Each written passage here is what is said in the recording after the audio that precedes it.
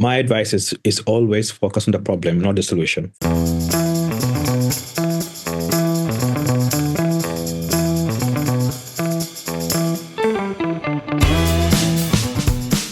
What are the secrets that drive the businesses you love or nonprofits you admire? Join us as we uncover the surprising ideas at the intersection of causes and brands. I'm Dave Raley. And I'm Berna. Each episode, learn from leaders of nonprofits and companies that will give you insights that you can put into action. This is the Purpose and Profit Podcast. For over 40 years, Dickerson Baker has been a trusted partner to nonprofits across the country and the globe. They've worked with thousands of organizations and helped raise billions of dollars to support meaningful missions. Their expertise spans fundraising, leadership development, and strategic growth. They empower nonprofits to achieve extraordinary results and make a lasting impact in their communities. Dickerson Baker, advancing nonprofits. Welcome. Today, we're joined by Mohamed, Osman, and Ali Metcalf from Spring Impact, a nonprofit dedicated to helping mission-driven organizations learn from and replicate what works with folks in both the UK and in the US. Mohamed is Spring Impact's CEO, bringing over 2 decades of global experience in health, social enterprise, and humanitarian work, including his time as Global Grants Director at the Elton John AIDS Foundation. Ali is a managing consultant at Spring Impact, working on projects from Uganda to the UK that are scaling proven solutions in parenting, education, health, and community development. You're in for an inspiring conversation for what it takes to scale impact sustainably. Mohamed and Ali, welcome to the show. Thank you very much for having us, Dave. Thank you. Pleased to be here. Oh, it's so good. So good to have you. We first became aware of you because of this study that you recently did on growing impact.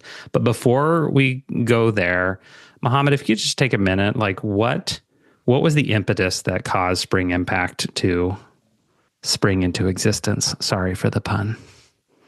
Absolutely. We get that all the time. And it is a good pun, hence the name. So there's 2 things which are true, actually. One is that societal problems are expanding at a rapid rate. So we need to find solutions that address these problems. But also we know that people are creating solutions at an exponential rate as well. But there's a gap. There's always a gap between the solutions being created and the problem being addressed. And our job is to make sure we can close that gap by helping scale solutions in an effective and sustainable way to ensure they can solve the problem they're trying to address. We know that solutions, if they're well scaled well and thought about well, they can genuinely address and close the gap on a societal problem.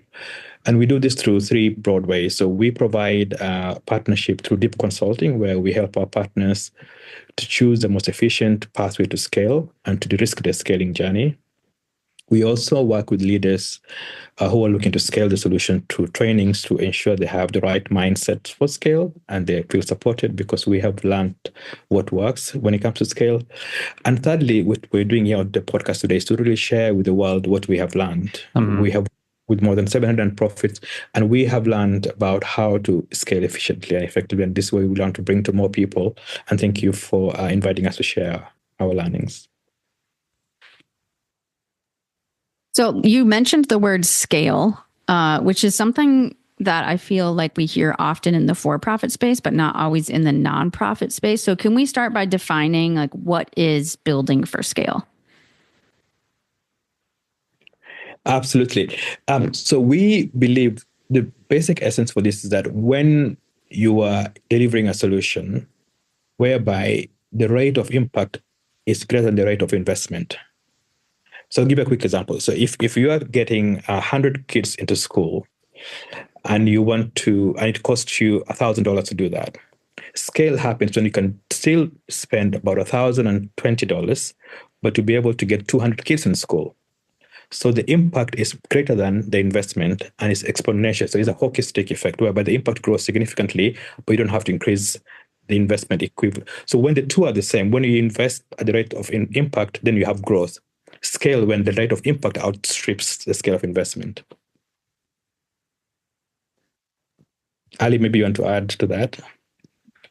Yeah, I think the other part of the definition of scale that we find important is going back to what Mohamed said at the start about really like thinking about the size of the problem from the start. So instead of just taking we want to go from getting 100 people into schools to getting 200 people in schools, is really starting by thinking about how many people in this community, in this area, should be in schools and aren't, and how can we then build a strategy that's really addressing that problem at scale. So as well as, finding ways to create impact without investing resources at the same rate, it's about really thinking about the size of the problem and being really anchored on how do we address that problem rather than how do we scale up this solution. So when it's so interesting thinking about one of the things I'm deeply passionate about is innovation and sustainable innovation. And one of the things a friend told me a couple of years ago, speaking about NGOs specifically, he said, innovation lasts as long as the grant funding, which he did not mean as a positive thing. It was like, it's as long as the grant's there, and then, it lacks economic sustainability, right? So one of the things you talked about in the study was, scaling nonprofits in the funding landscape. So can you speak a little bit to what you saw in terms of what the funding landscape looks like? Yeah, absolutely. And I think one of the other key components of how we think about scale is we really focused on like scaling the impact of the solution, which is often distinct from scaling the organization itself. So instead, it's really about finding ways to increase the impact of your intervention without necessarily having to grow the organization to match that. So throughout these conversations, that's really what we're focused on, is finding ways for that solution to create the impact. It's difficult for organizations to navigate the funding landscape. I think everyone knows, especially at the moment, kind of all funding sources can be volatile and are volatile, and things dry up, and leaders need to be able to be nimble and responsive.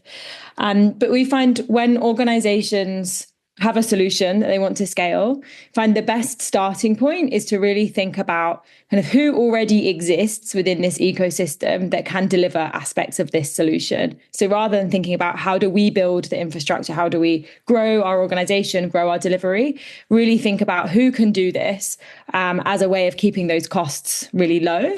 So that's what we found in our study. A lot of the most successful solutions at scale are embedded and delivered by teachers, community health workers, other nonprofits operating in the same space. So the key that we see is really finding who already has access to our target group and who already has the infrastructure and ability to deliver this solution at high quality. So we can find ways to scale with, as we're talking about, without kind of increasing that budget line. Okay. That's one of the ways that we found has been really successful for nonprofits. But we found that even if you find a natural home for your solution, it said whether that is within teachers in schools, community health workers, other nonprofits, those stakeholders, those groups are usually going to require your support to be able to deliver that solution. So even if in this ideal world you found others to really absorb those costs, there is always going to be, we found, kind of ongoing fundraising amount which is required to really be able to kind of pay to provide that support to those organizations. And those organizations, what we call those doers, right? So we think about doers as who else within the ecosystem can deliver your solution. And doers are usually unlikely, where they might absorb some of those costs and deliver the solution. They're unlikely to be able to front the costs of the nonprofit support. So there is usually a big funding gap. And the question then really becomes kind of where does that funding come from? As you mentioned in our study, we looked across all different types of funding. So obviously philanthropy is a big kind of funding source in the nonprofit space, but also governments, institutional funders, the role of corporates, the role of end users. I said each of those funding sources have their own trade-offs, right? Okay. There's no silver bullet to any one of those, no silver bullet to developing a funding model. So it's really for organizations to engage with those trade-offs and to think really strategically about what are the funding sources that best match our solution, our organization, and our context. I'm curious, Ali. I wonder, so many, like you said, there's so many different funding solutions. Were there any sort of common challenges that you felt like they faced when you looked at that? Yeah, absolutely. I think one of the most common challenges that we found is reliance on philanthropy. And we found that philanthropic funders are often expecting or hoping that eventually their funding is no longer going to be needed. Again, this kind of notion that an organization can evolve to embed their solution within another organization, and then they don't need the funding to scale anymore. Well, just to make sure I'm tracking. So you're saying, is this that charities were, at least some charities were presuming that they would somehow start being philanthropically driven, but somehow move to not needing philanthropy? Yeah, and that's the goal for many charities, many nonprofits, and I still think it's a great goal to have. It's a good ambition, but it's important to be realistic about that. And I think what's kind of more so the challenge than charities having that as their strategy is that being the assumption of funders too, that their funding shouldn't be needed after, exactly as you were saying, Dave, that innovation stage where it's often easier for the nonprofits to get the funding to start something new, find a new solution. But actually, there's usually philanthropic funding required kind of throughout that journey. Okay. Yeah, no, I'm fascinated because in the world, Carly and I working with charities, it would be fascinating to see charities that did move from primarily philanthropically funded to not, but I've not seen that in my career. So I'm very curious as you think about that in terms of just what does that scale look like for an organization? I mean, Mohamed, you mentioned this, hey, if it costs you $1,000 to serve 100 kids, could you serve 200 for $1,020? Could you just take a moment and unpack that a little bit? It sounds great, right? Like the exponential sort of impact, but just kind of talk about that for a moment. I think that happens because you get to know the problem a lot more as you deliver. So we normally tell our partners to really fall in love with the problem, not the solution they're delivering. And as you get to understand the problem, the solution might evolve. And often you might initially begin by perhaps having 10 sessions to deliver an impact, for instance, because maybe you want to meet the child at 10 points. But actually you discover that over time, 6 points will still deliver similar impact. So you reduce the sort of scale of interventions to be able to scale the impact itself. So it's sort of one is based on, so you get to understand your problem a lot better. You pivot your solution to achieve the same impact.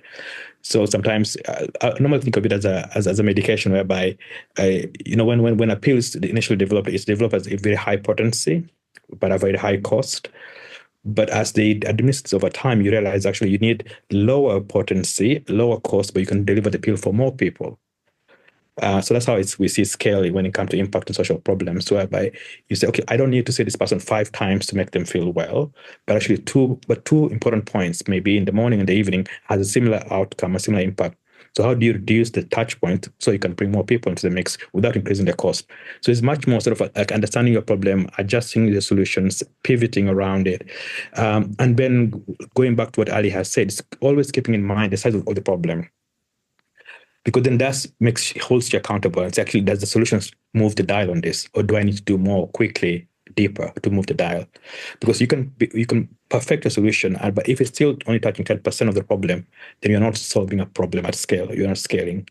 So having those mindset, understanding the solution, and then going back to the point that was raised around investment, I think it's really critical to understand how the money flows and what does initial philanthropic capital do for you, and where do you need to exit from that philanthropic work to work with other people who perhaps have a bigger reach, like governments or other players who can actually deliver your solution now which you're handing over at scale. Yeah, this is super interesting, especially because, like Dave said, we haven't seen a lot of this in our own fundraising work. Can you give an example of like a specific organization that you could tell their story of how they've successfully scaled through this type of strategic funding and partnerships? Absolutely. I would love to talk about, it's probably my favorite organization that I spoke to as part of this study, an organization called Bridges to Prosperity. So the problem that they exist to address is that 1 billion people lack safe transportation access to essential services like healthcare, education, or employment due to impassable rivers. So it's a transportation issue. So they have developed a solution to that problem, which is kind of cost-effective, scalable, and sustainable bridges that connect rural, isolated communities. So literally building bridges in areas that are difficult to navigate otherwise, to allow people to access a range of important services in their lives. And they have been on a really interesting scale journey. They now have built over 600 bridges, which have provided access for nearly 3 million people in rural communities. So their story has been interesting. They've really undergone this shift that we're talking about. So they have shifted from building bridges to getting bridges built. So they started raising philanthropic funding, raising impact investment to be able to go and build bridges. So they really kind of started as a team of engineers who are literally focused on building bridges. But then they identified that it's not a super scalable approach for them as an organization. So now they've shifted to this kind of much broader advocacy strategy where they are the ones kind of fostering and building partnerships in different countries. So they're really trying to shift from we're coming in and we're going to build bridges to how do we support governments and private sector partners to be the ones building those bridges. Is so there, model, sorry to press you, but I'm just so curious, Ali, as you talk, the idea of moving from building bridges to getting bridges built. That's wonderful, poetic. That sounds great. Does that mean they're like, okay, we've perfected this methodology, so now let's share the methodology with others so they can do more, and then we'll raise money for that? Like, just, yeah, keep going. This is so interesting. Yeah, exactly. And so that's what they do. So they now enter new countries. They do a kind of assessment of that area to understand how the government is operating in that sector, how the private sector works, what construction companies are there. So they kind of really deeply embed themselves within that context. And then they start with advocacy. So they advocate to governments on like the importance of these bridges, because as I described, they support so many different outcomes, health, education, everything. So they apply pressure really on governments and demonstrate the importance of these bridges, but they also provide that really critical technical advisory services to government. So they help them to plan for bridge building projects, prioritize budget, even how to kind of procure the right private sector partners to do the construction. So they really kind of foster those private-public partnerships. It's a pretty hands-on role. And then the plan is after kind of 5 to 10 years, once that is set up, they can then exit and move and apply the same process in a different country. So they raise their own funds. They require bringing some of that funding initially into that country to kind of get that initial investment and buy-in, whilst kind of encouraging other investors to do the same. But the aim is that over time, by the time they exit, the governments are the ones who are actually putting that funding forward for those bridges to be built. And in some countries now, I think Ethiopia is one of them, where 80% of all of the bridge building costs are covered by government. So that's really kind of their job done, but they still do have to obviously initially come in, raise that investment and provide that hands-on support, which is not cheap, right? But it's still great that 80% of the bridge building costs are being covered by government. Yeah. Well, so you've mentioned partnerships a couple of times, certainly public-private partnerships. That seems to be a key piece to this whole scaling. Can you just unpack a little bit more? Like, what does it look like to build a strategic partnership? Yeah, absolutely. So we think strategic partnerships are essential really to kind of any organization's journey to creating impact at scale. We talk a lot at Spring about never scale alone. It's one of our mottos. And yeah, it's really rare for an organization to be able to address the problem really at scale alone. So the advice that we give organizations is like thinking really critically about what other roles need to be played. So really understanding the wider ecosystem, understanding where you fit within that, and understand who are all of the other players who might be able to support you on your mission, and identify where that is that mission alignment. Identifying what roles those other organizations need to play. But I think one of the other critical pieces in building those strategic partnerships comes down to control, right? And the level of control that nonprofits feel like they need to hold over their solution at scale.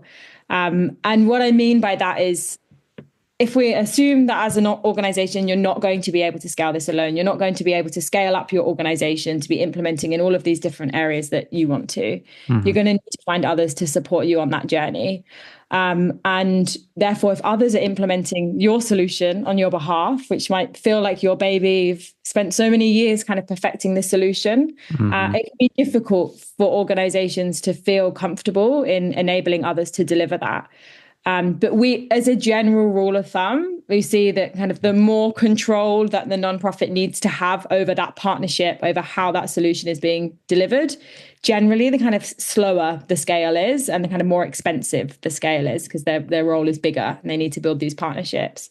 Is if you're able to identify what's the kind of minimum level of control that you really need, like being honest with yourselves on what's the level of control that you need, that is still going to mean the partner can deliver the solution to high quality, then really like that's what you're looking for. And yeah, from my experience of having supported a number of nonprofits in building that scale strategy, letting go of that control and finding partners that you can really trust and step back from is really hard. And one of the keys really to creating impact at scale. I love that point about never scaling alone. I think that's super helpful. And so it's mission alignment, so in the case, I guess, of Bridges to Prosperity, there was alignment between, we want to provide access, this transportation, which, by the way, as somebody who lives in the Pacific Northwest, where you have to take a bridge to get anywhere, I can appreciate that. But so looking for mission alignment in their case, with even governmental groups to say, hey, we want to help provide access. We have some methodologies. But then, and it sounds like it's key, is that willingness to at least seed control, or maybe the right term is to, figure out, I don't know what the right language is, but to figure out how to enable your solution. But in the only way you can scale is through partnerships. Exactly. And a part of all of that, right at the core, is building a strong value proposition for those partners. Because, so I mentioned being mission aligned is critical, but I think often in reality, that's not enough to really get a partner on board to partner with you the way you want to. So really thinking about what can we offer that organization. Is there something about partnering with us and our brand that's attractive? And so really centering, building something that people demand. I think often what we see, and definitely we've seen in our evolution as an organization supporting nonprofits to do this, is you can invest a lot of time building this ideal partnership, building a profile for your ideal partner, and deciding exactly what you're going to be contributing to that partnership and what's expected of the partners. But so often in the real world, things don't work out that way. So I think it's really important to have an idea, know what your red lines are, what are your critical characteristics of a partner organization, the critical roles for them to play, but then to be able to be flexible and to build something that those partners are really demanding. So it's not a hard sell, and it's not just relying on them wanting to support your mission. This episode is brought to you by Imago Consulting and co-host and founder Dave Raley's new book, The Rise of Sustainable Giving. You can learn more and pick up a copy at sustainablegiving.org. Again, that's sustainablegiving.org. Share helps Christian nonprofits shine with innovative marketing and digital fundraising. But that's not all. They're your tech-savvy partner, building tools to make your work easier and your impact bigger. Ready to grow your mission? Visit sharetalent.co today.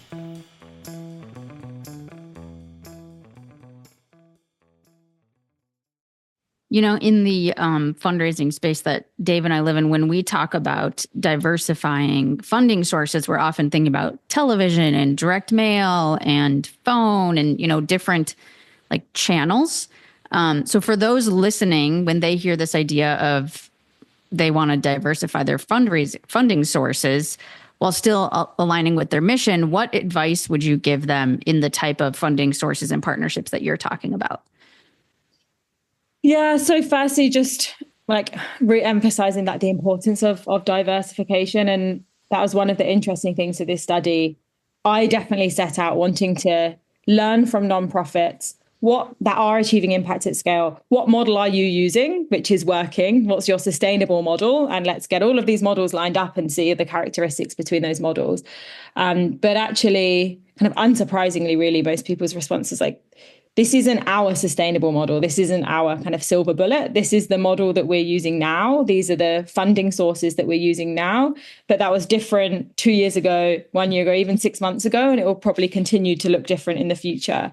So diversification is really important, because funding sources can dry up, right? And as I mentioned before, all funding sources, there's risk of it being difficult to access. So my advice, and I'm sure Mohamed would have others, is really understanding that there's no silver bullet, and really engaging with the different trade-offs associated with different types of funding. So philanthropic funding has lots of benefits, but also challenges and downsides. Same with institutional funding, same with accessing funding from government, corporates, charging end users. So it's really about kind of finding that blend that works for you, and really kind of never getting comfortable and knowing that there's not going to be a moment probably where you'll be able to sit back and say, we've built a sustainable model. So being dynamic is really important. But also, to the point on making sure it aligns with your mission, is being brave and bold in saying no to funding.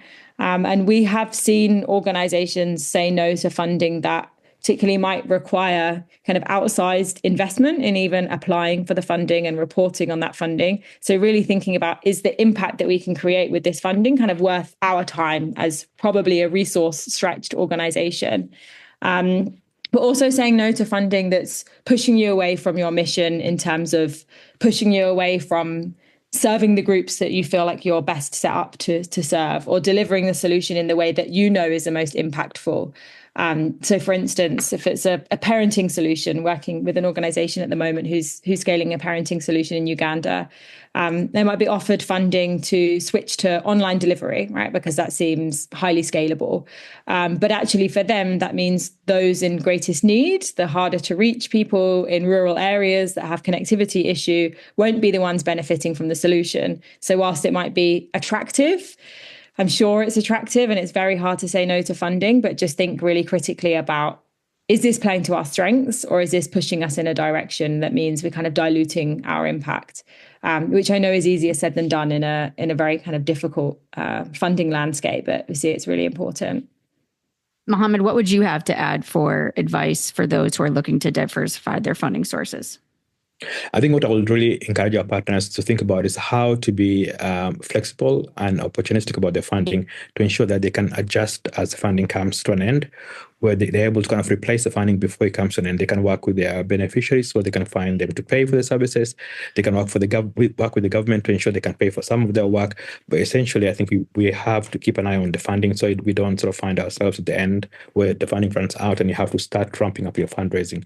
So it is an ongoing process, and also to establish trust in the funding process, where you can discuss with your partners how to pivot and change the goals that you have agreed with them. Very helpful. So as I think about the work that you all do, you all are a nonprofit. You work with nonprofits to help them figure out how to scale. Can you just give me a picture of what that looks like? So you come into an NGO, Bridges to Prosperity. I realize it's probably a complicated, long process, but can you just give me the gist of so we come in and we do what? We look at what they do, because I know you're so, and I want to draw this for both our nonprofit and our for-profit leaders that are listening, as they think about, what does scale look like for us? So when you're first brought into an organization, what does that look like? So the first thing that we look at with any organization is really grounding in what is the problem that we exist to address. And I know we've come back to that a lot in this discussion. We think that's just something that's so important when planning for scale. So separating what's the impact that you've had to date, what is your solution able to do, really starting with, as an organization, what is the problem that you exist to address, and what is the size of that problem? Really kind of quantifying that problem, and then setting an ambitious goal to identify how much of that problem do you want to address over what period of time. So setting that North Star that for most organizations we work with, and we encourage other nonprofit listeners who are listening to do the same thing, is to set a goal that really forces you to think differently. And the business as isn't going to be able to get you there, which is scary. We see it with the organizations we work with. There's often some resistance with that, but it can be really unlocking in finding different ways to work. So once that intention is set, we then support organizations to identify, okay, so what do we think is the version of our solution which will achieve that? And often that means stripping it back to kind of the leanest version of the solution, the most scalable version of the solution, but stripping it back carefully in a way that isn't compromising the impact too much. So identifying the version of the solution to be scaled, and then starting to think about, as we've touched on today, who else in the ecosystem can support this? Who are what we call potential doers? So organizations who might be able to deliver this, embed it within their systems, and who are our potential payers? So who do we think might fund this at scale? And then that's the kind of first piece that we encourage organizations to do that like relatively quickly and understand that that's just a hypothesis.